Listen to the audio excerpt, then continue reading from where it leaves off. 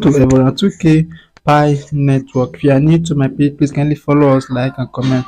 Also, please, this video you're about to watch is about what Dr. Nickolas said about Pi Network at the price of one Pi coin. Alright, please stay tuned and watch this video to the end to get more knowledge about this price that is upcoming. Alright, so now if you just watching this video, please also make sure you share this video to other people so that they will get to see what Dr. Nickolas said about the price of one Pi coin. Alright, please stay tuned and watch this video to the end.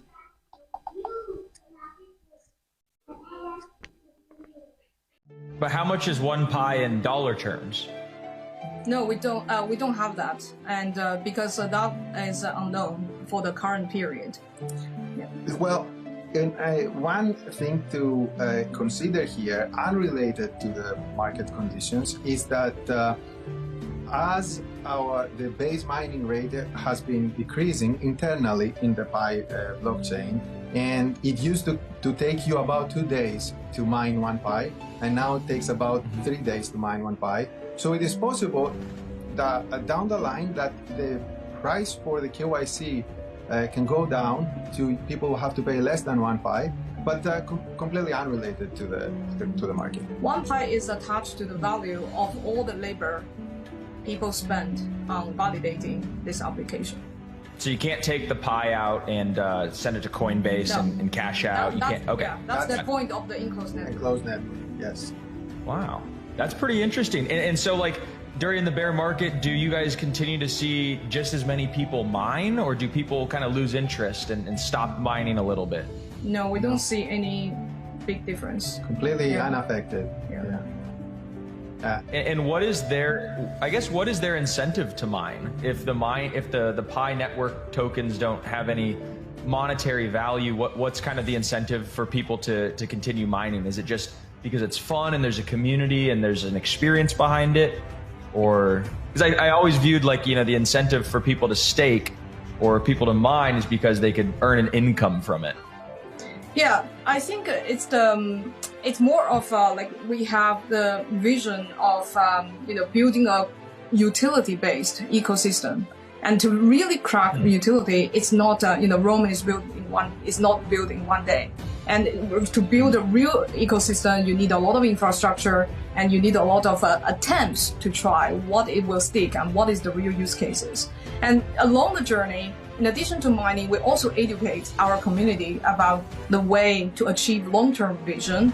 And also, in essence, our network is free to join, to start, and more fair distribution. Unlike many other conventional way in crypto that tokens are sold, we never sold any token, and 80% are for the community and the network. So it's basically a more fair participation into this ecosystem, to build the ecosystem together. It's not just, we are not just that we provide the thing for the community. It's all, the core team is only one participant of the network, and every user and member and developer have their responsibility to contribute to the network to build. And this network and ecosystem cannot be built in one day. And that's the mentality, and that's the spirit of Pi community. How long do you think it'll take? Is it like a 10-year, maybe a 20-year plan for this to kind of, come to fulfill the grand vision? Or is it closer than that? I think it's hard to say, but for the next 3 or 5 years, I think even for the general crypto industry, is to figure out and overcome a lot of obstacles for the industry as a whole, and obstacles for a specific project. For the industry itself, it has knowledge obstacle. How do people perceive cryptocurrency and the industry? There's a lot of disinformation and misinformation. How do we remove those? And then there is also the regulation obstacle, meaning that we need more clear rules. There is also the application obstacle. What the meaning is that we need to figure out how crypto or blockchain based service can integrate with everyday people's life to create actual use cases and useful services, so that people use it for its intrinsic value, not necessarily as only an investment tool. So they are using. What would some of those applications or use cases be? Like if you could put that into some concrete examples. Yeah, so one direction that Pi Network and I think the industry are trying to can have innovation. In addition to all these DeFi, the very native blockchain applications, is the social applications that integrate with cryptocurrency. I'm not just referring to NFTs or games, which is a booming vertical of the crypto space, but also like using cryptocurrency to integrate of designing social applications, not just copycat of the Web2 type of applications, but using the incentive and disincentive systems of a cryptocurrency. Now you're at the time you can use the economic mechanism inside your app logic to create better content, to curate more high signal content than just in the information silo of machine learning.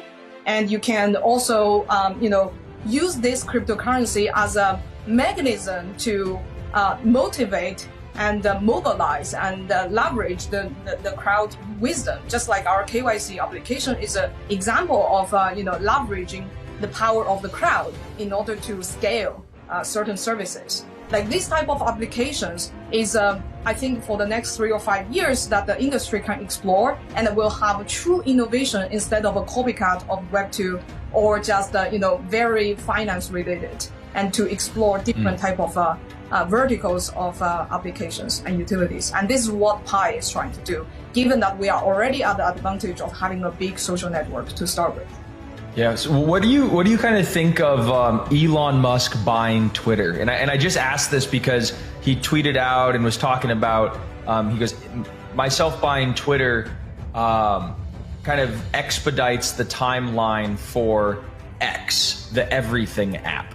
And the Everything app is supposed to have a crypto wallet integrated with it, and work and play and social and all this kind of stuff along with payments. And it kind of sounds like that could be maybe even a competitor to Pi Network. Is that how you guys think about it? We don't see things as competitor, and this is so new. This is so new industry. Every type of innovation is welcome, and also the fact that I don't know what Elon Musk thinks about this, but the fact that he have Twitter and then also interested in crypto as demonstrated. The fact that these two, social network and also crypto, merged together seems to be in line with what I was describing just now. Like in the social vector, there might be innovations using cryptocurrency. Yeah, and in a sense, the strategy he proposed makes sense. So he said that we need to take Twitter off the public market so that we don't have these external dependencies where Twitter may want to take some non-conventional, non-consensus moves, which if you do it as a public company, you have to look at how the market price of the stock of Twitter would go. So removing those external interferences, then you can try to focus on innovation that will be a long-term innovation. On the short term, if it was maybe loses money, less advertising, something less about the company, but in the long term it creates a better product. And that's, I think, what he was trying to do there. In a sense, this is similar to our strategy for enclosed network. So we have the enclosed network right now to completely eliminate all the possibilities of people trying to use Pi for quick success of X, of Y, of Z, and focus on long-term utility, long-term usefulness for the world. Mm-hmm. And all the I love it. Yeah, and all these social applications, it's not something that you try it once, it goes very viral. It takes so many attempts. That's what I meant by attempts. So many iterations, so many different versions, how to integrate it. And the more developers join the space to give more attempts, the higher chance the whole industry are going to actually find a real utility that every day you hear drivers talking about, I'm using this thing, crypto-based service for this social experience instead of just only on exchanges. Yeah, no, it reminds me of I watched this documentary actually about Elon Musk and starting SpaceX, and he iterated many times on the rocket ship to have, consumer flight. But he blew up the first 3 rockets on accident, right? So nothing's ever perfect the first time. But if you want to have true long-term sustainable innovation, And I also love the analogy of, you know, him taking Twitter off the public market, because the things that he'll do to that company after he purchases and go private, you know, he will have his, if he still had public board members and public shareholders to a fiduciary obligation to them, you know, the experiments that he would run and the innovation, while it might, you know, affect the stock price negatively, it could actually be long-term, you know, a net benefit. And it's pretty clear that, you know, that's what he's going to be doing. He's going to be doing a lot of experimental, fun, innovative things, a lot like what you guys are doing with the Pi network. And so I'm excited to see how everything turns out. I'm excited to download it and get Pi mining myself here. So guys, I really appreciate you coming on to the Crypto 101 podcast. If anybody who is listening is interested, they want to learn how to mine Pi, maybe get involved in the ecosystem, where can we direct them to? And we could link some stuff into the show notes. Minepi.com. Easy. Minepi.com. Yeah.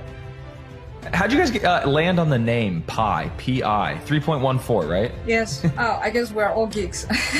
So, yeah, we love math, and you know, Pi is such a universal concept. Everyone understands. It also represents a circle that the uniting people together. Inclusiveness goes into the concept.